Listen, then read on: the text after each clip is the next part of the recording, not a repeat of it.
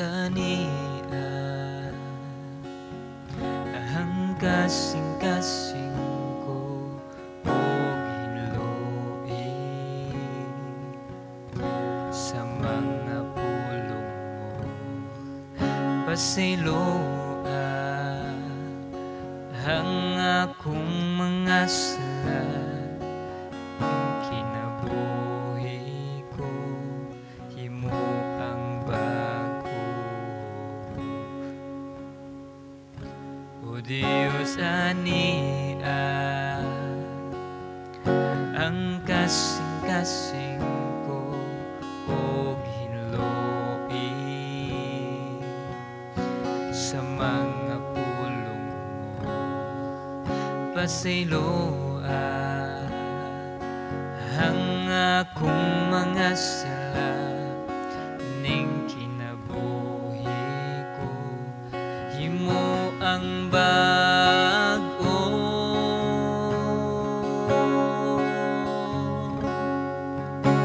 ayaw akong isalikuay ug ayaw ipahilayo kanako ang imong Espiritu Santo ihatag kanako ang kalipay tungod sa kaluwasan nga ihatag mo kanako og ligona og himo ang masinugtanon kanimo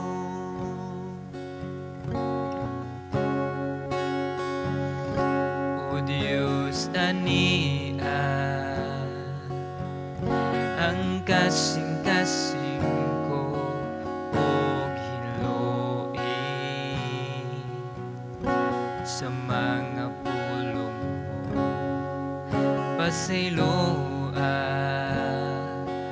ang akong mga sala ning kinabuhi ko himo ang bago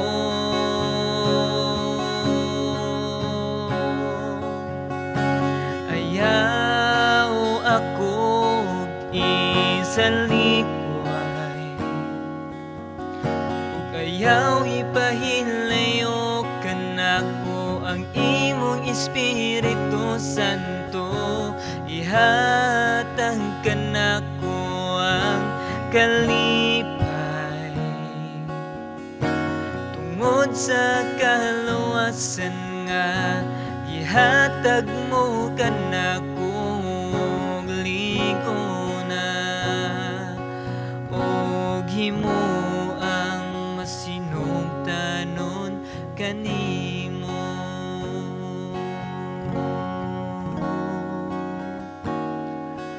og himo og masinugtanon kanimo.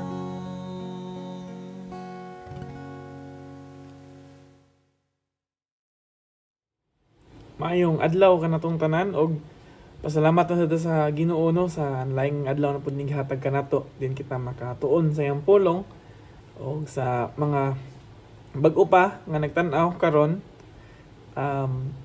mo ni ang Cebuano nga service, online service sa TLCC, The Living Christian Church. If mas ganahan kag English or Chinese, naapod scroll lang dira sa mo ang YouTube page, makita ra nila ang Chinese or English, but kanimo na yung Cebuano. So karong kabuntagon maghisgot ta about sa pagkabanhaw or resurrection ni Jesus Christ ug unsa kana ang iyang impact sa ato ang mga kinabuhi. So kung namoy mga Biblia, palihog og abli diri sa Matthew 27 Matthew 27 62 kutob sa 66 unya mopadayon ta sa Matthew 28 1 kutob sa 20. So taas-taas siya. So akong balikon, Mateo 27 62 kutob sa 66 unya padayon ta sa Mateo 28 1 kutob sa 20. So ato ning basahon, story ni siya sa pagkabanhaw ni Jesus Christ. So akong basahon ni siya sa English gihapon, unya ato ra gihapon ni siyang i-translate sa Cebuano sa ato ang mga makatunan unya. Sige, atong basahon, ang pulong sa Ginoo nag-ingon diri sa Matthew 27, 62 kutob 66, unya 28 kutob 1 to 20. The next day, the one after preparation day, the chief priests and the Pharisees went to Pilate. Sir, they said, we have remembered that while he was still alive, that deceiver said, after 3 days I will rise again. So give the order for the tomb to be made secure until the 3rd day, otherwise his disciples may come and steal the body and tell the people that he was been raised from the dead. So this last deception will be worse than the first. 65. Take a guard. Pilate answered, go make the tomb and secure as you know how. So they went and made the tomb secure by putting a seal on the stone and posting the guard. So ato ning hinumduman na pulong nga sa 60 to kutob sa 65 nga mga leader atong time nga atong ganahan nga mamatay si Jesus Christ, ilang ingnan si Pilate nga ganahan nila ilak maayo ang gilubngan ni Jesus Christ sa una tomb na alihan nila bato na unya tabunan niya gibantayan niya gisil. So padayon pa sa initabo sa 28 1 to 20. Taas siya ni Andre. After the Sabbath, at the dawn of the first day of the week, Mary Magdalene and the other Mary went to look at the tomb. There was a violent earthquake, for an angel of the Lord came down from heaven and going to the tomb, rolled back the stones and sat on it. His appearance was like a lightning, and his clothes were white as snow. The guards were so afraid of him that they shook and became like dead men. The angel said to the woman, do not be afraid, for I know that you are looking for Jesus, who was crucified. He is not here. He has risen, just as he said. Come and see the place where he lay. Then go quickly and tell his disciples, he has risen from the dead and is going ahead of you in the Galilee. There you will see him, and now I have told you. So si Mary Magdalene, si Mary, nanto dito, niya na earthquake, niya angel sa Ginoo napakita, ningon si Jesus Christ na banhaw na daw. Niya na mga disciples, mag-una daw Jesus sa Galilee. Padayon 8. So the woman hurried away from the tomb, afraid yet filled with joy, and ran to tell his disciples. Suddenly Jesus met them. Greetings, he said. They come to him, clasped his feet and worship him. Then Jesus said to them, do not be afraid. Go and tell my brothers to go to Galilee. There they will see me. So nakita nila si Jesus Christ na nagdagandagan sila, hadlok sila, pero nalipay sila kung nabanaw si Jesus Christ. So 11, the guard reports. While the women were on their way, some of the guards went into the city and reported to the chief priests everything that had happened. When the chief priests had met with the elders and devised a plan, they gave the soldier a large sum of money, telling them, you are to say his disciples came during the night and stole him away while we were sleeping. If this report gets to the governor, he will satisfy him and keep you out of trouble. So the soldiers took the money and did as they were instructed, and this story has been widely circulated among the Jews to this very day. Then the 11 disciples went to Galilee, to the mountain where Jesus had told them to go. When they saw him, they worshipped him, but some doubted.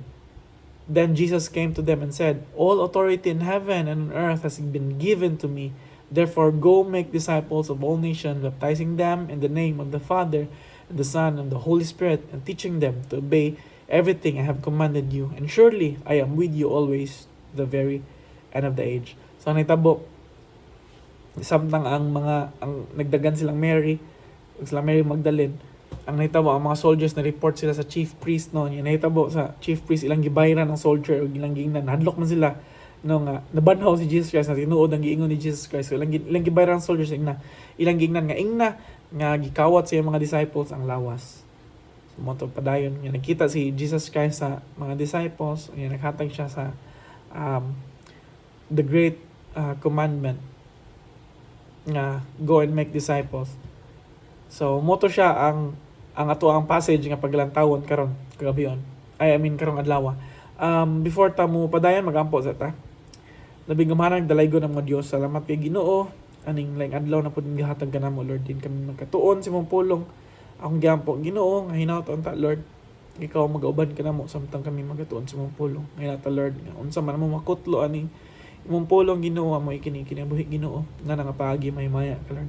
Ang giampo Ginoo nga sa among pagpamalandong sa imong pulong imong taming tagag kalinaw o maayong buot ug bayong kasing-kasing ug focus diha kanimo Ginoo. Ginoo, kami nasayod sa among mga binuhatan na ta Lord nga imo ming pasayloon sa among mga sala nga nagpalagi Ginoo takos mi Lord moduol sa among may mayaon nga ngalan Ginoo. So, salamat kay Ginoo among gidedikar dira tanan nga oras namo diha lamang sa imong buhi nga si Jesus Christ. Dalan Lord gipangay pasalamatan sa ngalan ni Jesus. Amen.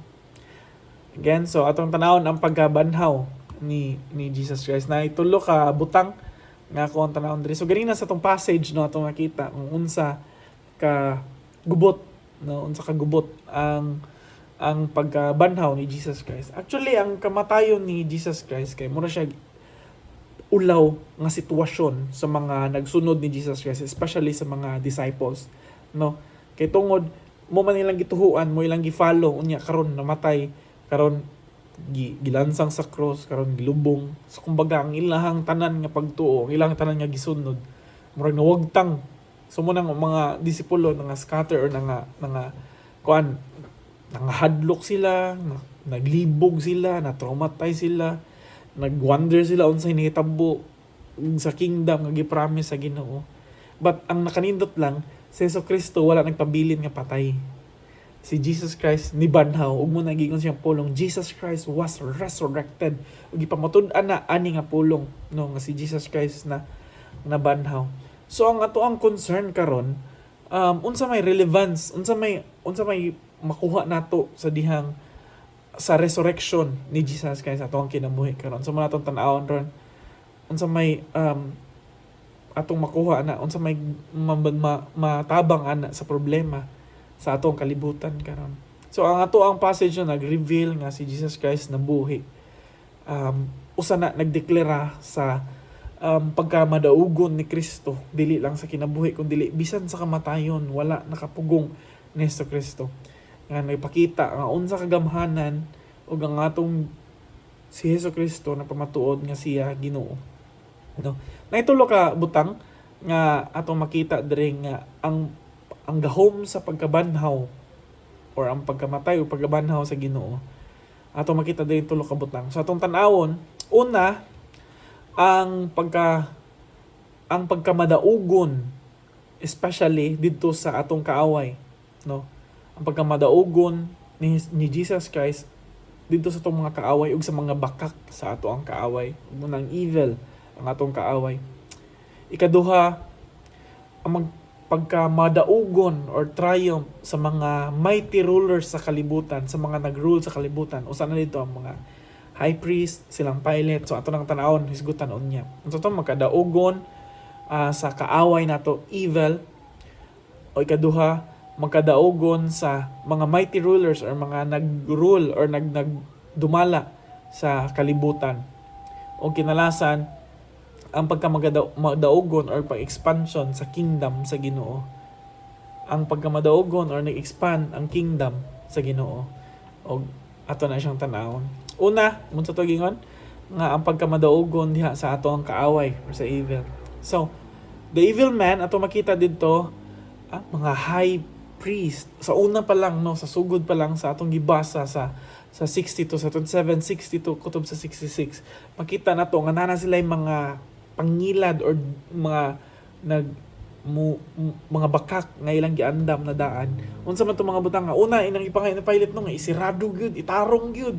Ug sira ang sto, ison, isil gyud, tabungan gyud. Unya gipabantayan pa gyud nila para lang gyud ma-prove nga sakto sila. Pero sa dihang nabanaw si Jesus Christ dito, nakita nato nga mas nilabaw ang gahom sa Ginoo, mas nilabaw or ni triumph or nilahutay or mas nilabaw ang ato ang Ginoo kumpara sa atong kaaway, sa iyang mga kaaway itong time. So ang evil no atong ma-connect dira nga mga na station ang soldiers, So even ang ilahang pagpamakak, ang ilang pangilad no kay musulti pamakak, og nya nakita po nato do ang ilang pagkakurap, gihatagan nilang kwarta ang soldier no nga muingon sa sulti sa bakak ano naman kana para lang yun. So ato makita dira nga ang evil or ang di maayo nga buhat naagyod nagpaluyo, pero mas nilabaw ug mas nidaog yun ang atong Ginoo, ang iyang pagkabanhaw. Pero sa ilang reasoning, sa ilang pagsulti nga ningon sila nga even karon nagtuo ang mga tao nga na gikawat gyud kamo man ilang gingon mo gikawat kuno ang lawas ni Jesus Christ. Pero kani atong unaw-naon atong pamalundungon nga kung ang soldier natulog sila, how could unsaon man nila paghibaw nga ang mga disciples mo'y nagkawat sa lawas ni Jesus Christ? Kung natugman sila, umas sila ka-witness, di ba? Kaya kung mata sila, syempre, ilang badlungon or ilang, di nila ipakawat, no? Ang lawas ni Jesus Christ. O, ikaduha, nganong wala man nila gipangita or nganong wala nila nakitaan ang lawas ni Jesus Christ if gikawat, di ba? So, muna yung mga mukontra sa mga bakak nga ilahang gibuhat. So, sa kontra ni Jesus Christ, itong nga time ng mga high priest, even sa mga Roman soldier. Ang lesson nga itong ma-learn ani, no? Nga ang lying, ang pamakak, kay muna siya ang ancient gigamit ni Satan or si Satanas, the father of all lies pa, ang gingon sa Bible ni Satanas, muna yung gigamit para mo deceive or mangilad sa mga tao. Para mo cover up sa truth. Para ang kamatuuran, dili mo labaw, munang ilang tabunan o bakak. So munang ang wisdom sa Ginoo, giingon pa sa mas mulabaw gyud. Giingon pa sa 1 Corinthians, the wisdom of this world is foolishness to God. So ang tan-aw nimo nga maayo nga tan-aw nimo nga sakto sa kalibutan, it's foolishness to God. So the problem of the world cannot be solved by the wisdom of the world. Usa na lang gina sa kamatuoran nga ang problema ng kalibutan na dili jud masulbad sa wisdom sa kalibutan. So God is Lord of all situation, bisan pa sa bakak nga gibuhat sa iyang kaaway sa una ug hantud karon, ang Ginoo mangita gyud paagi nga mas mulabaw gyud ang kamatuoran. Ug mo na itong ma-learn bisan sa karon sa itong kinabuhi, no? Ma-relate nato nga daghag bakak, daghag ilad ang gigamit si Satanas para lang gyud linlangon ta, no? Para mawa ta sa kamatuoran. Pero unsa may gigamit sa Ginoo, gigamitan sa Ginoo kamatuoran, iyang pulong, iyang word gihatag ug mo man ay mus mulabaw. Ginaton ta nga mas piliyo na to ang kamatuoran sa Ginoo kumpara sa bakak ug sa mga ilad aning kalibutan. Daghan kay mga butang nga mailad ug mabakak, mulinla nato aning kalibutan na di na magpadala na, no? Ikaduha nga butang nga mas ni labaw ang ang gahom or ni triumph, ang pagkabanhaw ni Jesus Christ over sa mga nagdumala sa kalibutan nato sa una silang Pilate. So ang mga high priest mas nilabaw gihapon si Jesus Christ. So, tanaw nila nga mas high na sila pero mas nilabaw gyud bisan pa nung nga nagtuo sila namatay si Jesus Christ, pero mas nilabaw gyud si Jesus Christ. So our religious leader mas nilabaw si Jesus Christ.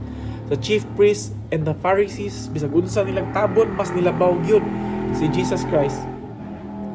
Even political figure, mas nilabaw si Jesus Christ. Kasi may political figure ito nga time, si Pilate, di ba? Mas nilaban siya sa mga high priest nga iyang padadaan pa niya gwardya, iya pang gipatabunan, iya yung gisil para lang yun nga ilang mapildi si ang kamatuoran or ang giingon nga giprophesy nga mubanhaw si Jesus Christ. Political figure, bisan military power wala kadaog ni Jesus Christ. Nga naman na mga soldier nagbantay ato nga time. And we all know nga sa Roman soldiers na lisod ug mga maayo gina sila, mga isog, mga may mo torture. Even business sector, bisan sa business sector nga naman kay na may mga kanang gitawag nila pakuot ba, no? Muna nga itong term ron, no? Pakuot ba? Usay ka na mga government agency niya. Gamitan mo mga pakuot, imong tagaan kwarta para masayon ang imuhang mga application or mga na, di ba? Same gihapon, business man na, no? Marag business man ang gitawag nila na. Even ato nga time nga naman bisan large sum nga gihatag nila sa mga soldiers para pero mas nilutaw gihapon ang kamatuoran nga si Jesus Christ ni banhaw. Usa lang gid na nagpamatuod nga even ato nga time si Jesus Christ ug ang iyang gahom mas nilabaw siya sa mga rulers sa kalibutan, no? Ang religious leaders, mga Pharisees, political figure, si Pilate, military power, ang soldier, bisan sa business sector kanang tanaw nato nga moy kung daghang kag kwarta mas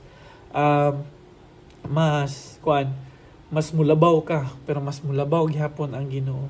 So ang lesson nga itong ma-learn diri nga Satan is doing its best and uses different sector to frustrate the work of God. No, ang atong kaaway iyo gigamit yung pinaka best para lang yun matabunan ang kamatuoran. Gigamit niya lain-lain nga sector, politics, religious leader, business, ug bisag unsa para lang gid matabunan no ang gahom sa Ginoo. Ikaduha nga lesson, there is no power on earth that is over and above God and His kingdom. Mugi natong hinumduman nga walay power, walay gahom, whether ma-soldier pa man, makwarta pa man, ma-political pa man, ma-religious leader, wala gyoy mas taas pa. Wala bisag usa nga mas mutaas pa sa atong Ginoo. Ug number 3 nga lesson, our trust and hope is not centered upon earthly governance and resources. The true government is the government we cannot see. So ang ato ang pagsalig o ang atong paglaom wala or dili dapat natunga sa earthly or sa kalibutan nga pag-govern or mga resources. Usay mo gud matintal ta. Especially may yung na kung nalang ko'y kwarta ay kung inaani lang ang hitabo, inana. Pero wat ka na gunahuna nga tanan na hitabo sa itong kinabuhi. Giplano o gi-orchestrate na or gibuhat or giplano na sa Ginoo. So kumbaga kinsa man ta mo question, no? Sa Ginoo. Siya may nas nakaibaw, siya may mas gamhanan bisag unsa nga butang aning kalibutan na di gyud mo labaw sa gahom ug sa kamaayo sa tong buhi nga Ginoo. No.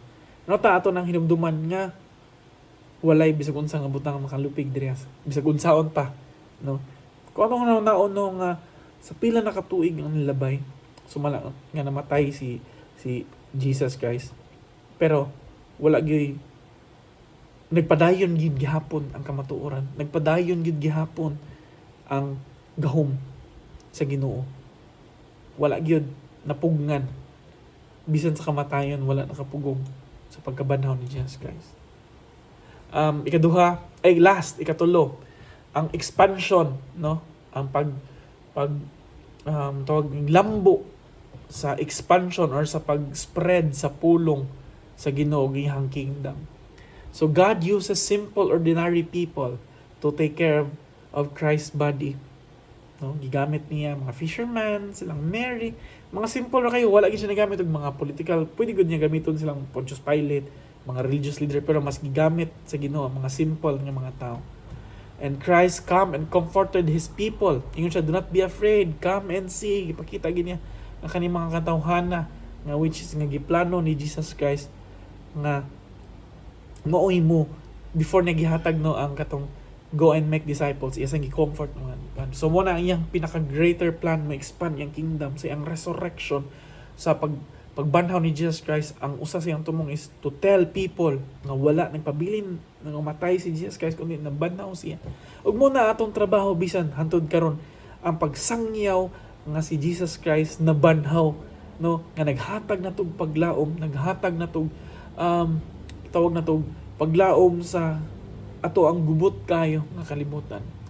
So dito bisan sa mga disciple ni Jesus Christ iyang gi-restore, no, iyang gi-restore ang people nga mga nagdagan ang hadlok niya, iyang gi-restore, iyang gitawag, iyang commission, the great commission mo to nga iyang giingon nga go and make all authority on siya has been given to me and go and make disciples iyang giingon dito. So Christ commission His people for world mission katong mga nisunod niya. Og bisan gi-assure niya nga ang authority dili aning kalibutan na kung dili niya nga gikan pinakagamhanan og maoy na banhaw. atong makita dira nga bisan karon sa ato ang time, kung if atong gi-consider atong kaugalingon nga follower ni Jesus Christ, usa ta sa commission sa Ginoo nga mobuhat nga isangyaw nga si Jesus Christ nianhi ning kalibutan na namatay katulong adlaw na banhaw ug nisaan siya nga mo balik siya ug balikon ta niya. So in conclusion, so no matter what happened in the world, bisag unsa pay na mahitabo ning kalibutan na, the work of God will continue because the kingdom of God is enduring and conquering.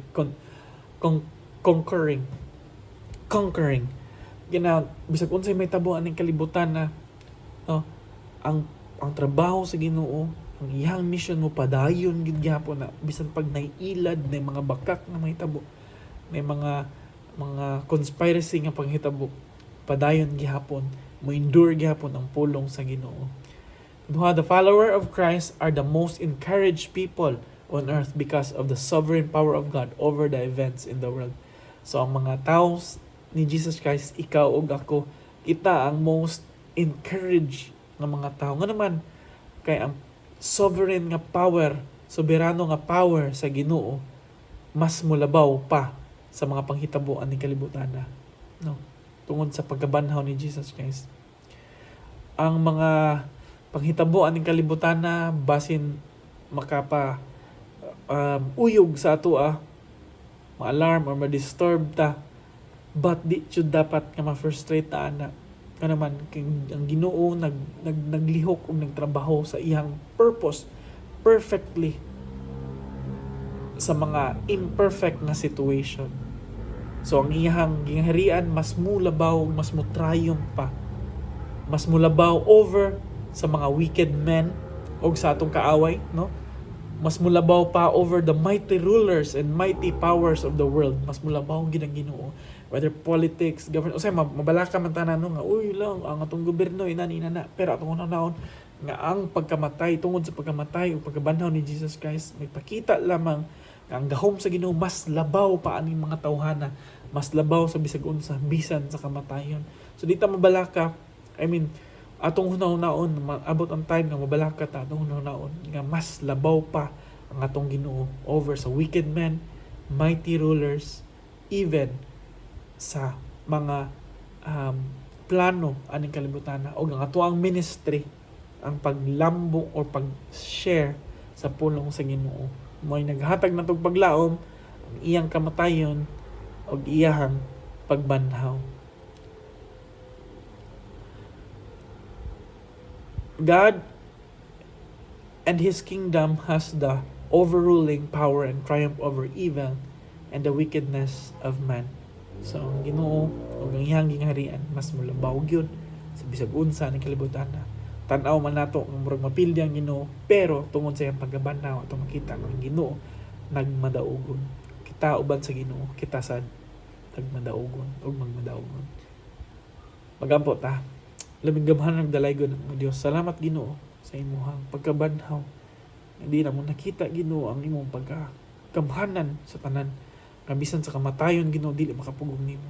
Bisag unsa nga butang aning kalibutan ang Ginoo, walay makapugong kanimo Ginoo.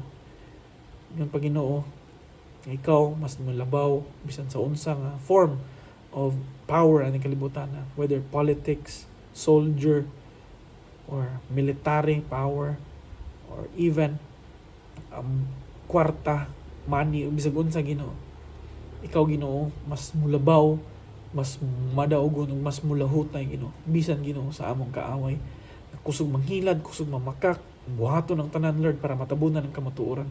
Para mo nakita Ginoo, kamatuoran mas mulambo gyud. Hinauta Lord nga kamatuoran nga among gidaladala Ginoo mas mulambo sa among kinabuhi ug mooy among i-share Ginoo. Lord sa imong pagsugo kanamo, the greatest commission Ginoo, to go and make disciples, nga amon ang padayon ug amon ang isangyaw Ginoo nga ikaw nianhi namatay para sa among mga sala, katulong adlaw nabanhaw ug nisaan ka na Lord nga may imong balikon Ginoo. Mo na naghatag na mo paglaom. Hinaton ta Ginoo nga mo nimo tabang nga mo padayon mi Ginoo kaning kinabuhi. Salamat kay Ginoo sa imong pulong, pahinumdom ka namo.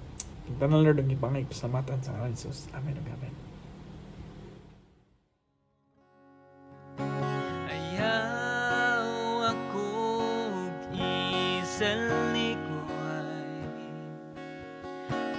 Ayaw ipahilayo ka nako ang imong Espiritu Santo. Ihatag ka nako ang